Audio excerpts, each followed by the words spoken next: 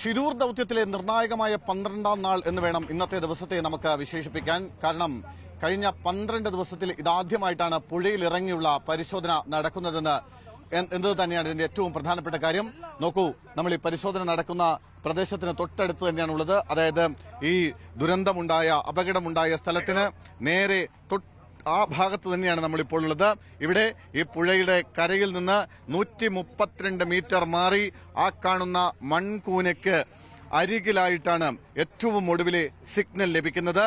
അതാണ് 4 സിഗ്നലുകളിൽ ഏറ്റവും നിർണായകമായ സിഗ്നൽ, അല്ലെങ്കിൽ ലോകത്തിന്റെ അളവ് ഏറ്റവും കൂടുതലുള്ള സിഗ്നൽ അവിടെ നിന്നാണ് ലഭിക്കുന്നത്.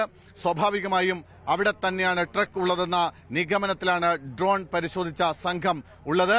ഇപ്പോ അല്പസമയം മുമ്പ് ഇവിടെ ഡ്രോൺ പരിശോധന തുടരുന്നുണ്ട്. കുറെ കൂടി സിഗ്നൽ, കുറെ കൂടി കൃത്യമായ ഒരു സാന്നിധ്യം കിട്ടുമോ എന്നതാണ് ഏറ്റവും പ്രധാനപ്പെട്ട ഒരു കാര്യം. അതിനുവേണ്ടിയുള്ള പരിശോധനകൾ ഇപ്പോഴും നടക്കുന്നു. പക്ഷേ അതൊന്നുമല്ല, അതിനേക്കാൾ അപ്പുറത്തേക്ക് ഇവിടെ നിന്ന് ഞാൻ മുമ്പ് സൂചിപ്പിച്ച പോലെ, അതായത് ഈ കരയിൽ നിന്ന്, ഈ മണ്ണിടിഞ്ഞ് കിടക്കുന്ന കരയിൽ നിന്ന് 132 മീറ്റർ മാറി ഏതാണ്ട് 10 മീറ്റർ ആഴത്തിലായി ഒരു സ്പോട്ട്, അവിടെയാണ് ട്രക്ക് ഉള്ളതെന്നാണ് കരുതുന്നത്. അതായത് അക്കാണുന്ന മൺകൂനയ്ക്ക് തൊട്ട് ചേർന്നാണ് അവിടെയാണ് ട്രക്ക് ഉള്ളതെന്ന നിഗമനത്തിലാണ് ഈ സംഘം ഇപ്പോഴുള്ളത്. അതനുസരിച്ചുള്ള പരിശോധനയാണ്.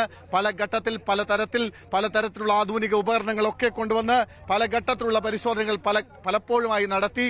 പക്ഷേ അതൊന്നും വിജയം കാണാതെ വന്നതോടുകൂടിയാണ് ഇന്നലെ കാർവാർ SP മാൽപ്പയിൽ നിന്നുള്ള ഒരു സംഘത്തെ ഇവിടേക്ക് എത്തിക്കുന്നത്. ടീം ഈശ്വർ മാൽപ്പ എന്ന് പറയുന്ന ഒരു സംഘം.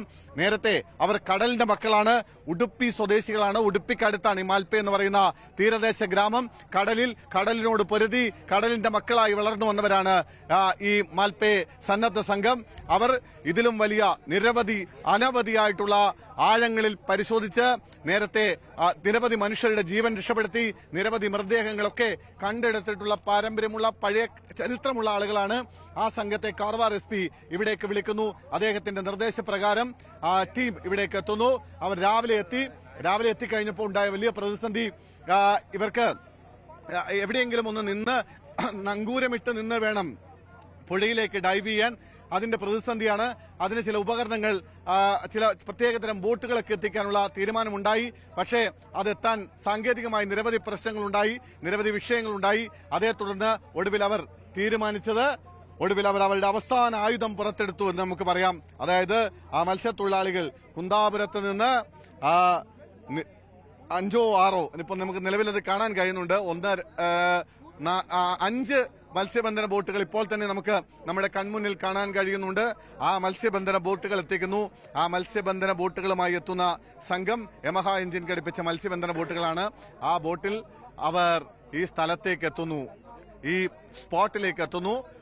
അവിടെ ആ ബോട്ട് ഉറപ്പിച്ച് നിർത്തിയിരിക്കുന്ന ആ സ്ഥലത്തേക്ക് അവിടെ എത്തുന്നു. അവിടെ നങ്കൂരമിട്ട് ബോട്ടുകൾ എത്തുന്നു. ആ ബോട്ടിൽ നിന്നാണ് ഈശ്വർ എന്ന് പറയുന്ന ഈ സംഘത്തിന്റെ തലവൻ ആദ്യം ഈ മൺകൂനികളുടെ മുകളിൽ നിന്നാണ് താഴേക്ക് ആദ്യമായി ഡൈവ് ചെയ്യുന്നത്. പിന്നീട് രണ്ടാമത്തെ ഡൈവ് ഈ ബോട്ടിന് മുകളിൽ നിന്നായിരുന്നു. 3ാം ഡൈവിനിടയിലാണ് അപകടമുണ്ടാവുന്നത്. അരയും ബോട്ടും തമ്മിൽ, ശരീരവും ബോട്ടും തമ്മിൽ ബന്ധിപ്പിച്ചിരുന്ന കയർ അഴിഞ്ഞു പോകുന്നു. തുടർന്ന് ഈ കുത്തൊഴുക്കിൽ അദ്ദേഹം ഏതാണ്ട് 50 മീറ്റർ താഴത്തേക്ക് ഒഴുകിപ്പോയി. പക്ഷേ ദൌത്യസംഘം അദ്ദേഹത്തെ രക്ഷപ്പെടുത്തി. ഇപ്പോ നാവികസേനയും ഒപ്പം ഈ ടീം മാൽപ്പയും ഒപ്പം കുന്താപുരത്ത് നിന്നെത്തിയ മത്സ്യത്തൊഴിലാളികളും സംയുക്തമായിട്ടാണ് ഈ തെരച്ചിൽ നടത്തുന്നത്. സംയുക്ത തെരച്ചിലാണ് ഇപ്പോൾ മുമ്പോട്ട് പോയിക്കൊണ്ടിരിക്കുന്നത്.